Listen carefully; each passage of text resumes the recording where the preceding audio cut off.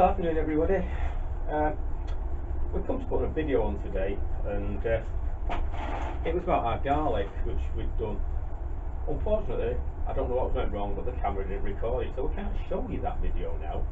So I've got to redo something to it to let you know what we've done, and we'll talk you through it. Now, we've got quite a bit of garlic left over here, as you can see, with different types, and we had some. We took the pick of the bulbs, the really big ones, and the real chunky bulbs on the outside. What we did, it's a tip from Mr. Davidson, thanks Mark, I appreciate that, it's done it. What we did was, we got them out, we broke them open, took the big chunky ones, best put the big fat ones in, and we put them in a plastic bag, plain plastic bag, sandwich bag, something like that. Tablespoon of water in, tied it up, and left it in the shed for 2 weeks. After 2 weeks, you come back and your garlic bulbs have got roots on them, and the roots are about 1/2 inch, 12mm long. Some of them have even started to sprout at the top and have got green tops. So, having done that, we then prepared our bed, put our little dibber holes in, and we put grow more in the holes, planted the garlic.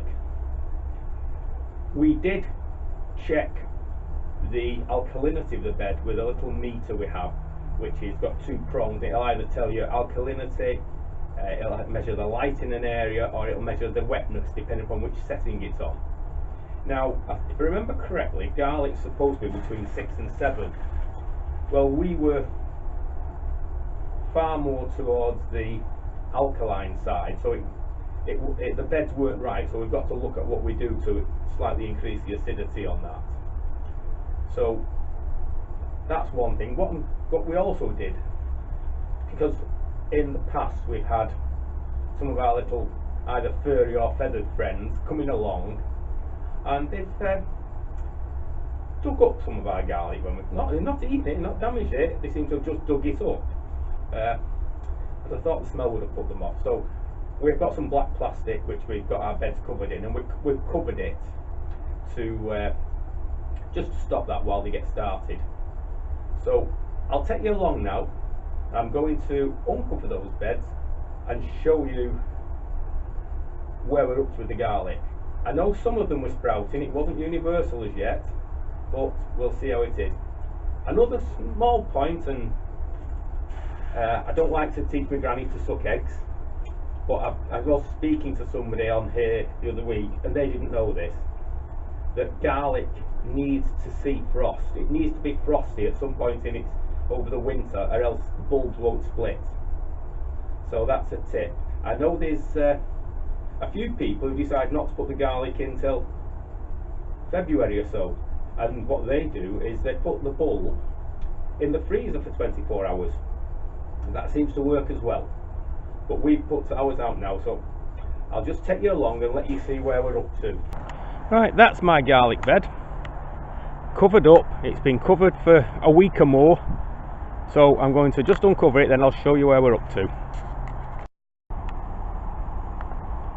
Well, there we are. Not a lot showing as yet. I can see 2 though, which is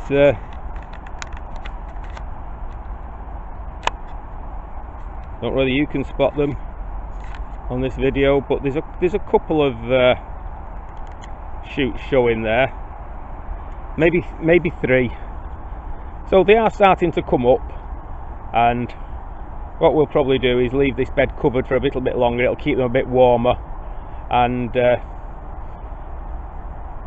let the worms get up, because when I pulled this cover off there was an awful lot of worms wriggling around on there. Many worms. Now we've done the same with this on Karen's plot, so I'll take you. Here we are on Karen's. That's her garlic bed, which was done a little bit after ours, but hers garlic looks like it might have sprouted a little better, so I'll go and uncover that now.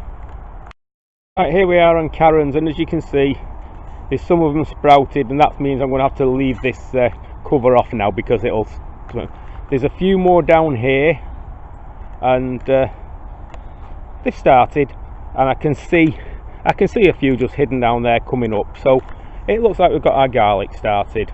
I'm sorry you didn't see the proper video, but that's vanished into the ether, and we'll just have to see what we can do with that. Just a little bit of something that might interest you.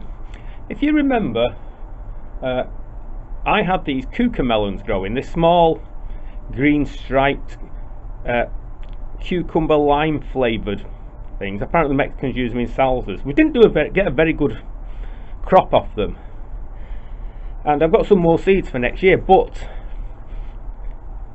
I was reading up, and it did tell you on the read up that you can actually dig up the root, and this is what you get.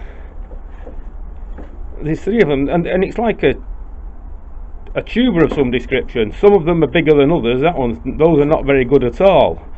But if you dry them, apparently you can grow them again next year. So if you didn't know that, that might help you if you're going to grow cucamelons. And obviously certain things have been suffering badly with the cold now. The basil's all dying down, so we're getting to that time of year. I hope you enjoyed the video. I hope it's been of some interest to you. Sorry Pauline's not here, but she's a little under the weather at the present moment. She's got to the hospital tomorrow. So bye everybody.